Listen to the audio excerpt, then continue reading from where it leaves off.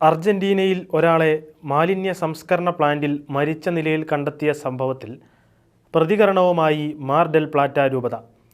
പ്ലാന്റിലെ രണ്ടു കൂട്ടം തൊഴിലാളികൾ തമ്മിലുണ്ടായ തർക്കത്തിലാണ് 23-കാരനായ ഒരാളുടെ മരണത്തിനും നിരവധി പേർക്ക് പരിക്കേൽക്കുന്നതിനും കാരണമായതെന്നാണ് മാധ്യമങ്ങൾ റിപ്പോർട്ട് ചെയ്തത്. എന്നാൽ സംഭവസ്ഥലത്തെത്തിയ പോലീസ് ഉദ്യോഗസ്ഥനാണ് തൊഴിലാളിയെ വെടിവെച്ച് കൊലപ്പെടുത്തിയതെന്നാണ് ഇരയുടെ ബന്ധുമിത്രാദികൾ ആരോപിക്കുന്നത്. ഈ സംഭവത്തിൻ്റെ പശ്ചാത്തലത്തിലാണ് മാർ ഡെൽ പ്ലാറ്റ രൂപത പ്രതികരണവുമായി രംഗത്തെത്തിയത്.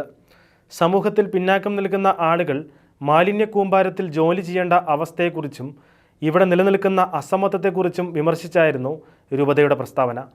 മാത്രമല്ല, ഒരു പ്രശ്നം പരിഹരിക്കാൻ സാധിക്കാതെ ഒരാളുടെ മരണത്തിലേക്ക് നയിച്ച സർക്കാരിൻ്റെ പരാജയത്തെക്കുറിച്ചും രൂപതയുടെ പ്രസ്താവനയിൽ പറയുന്നു.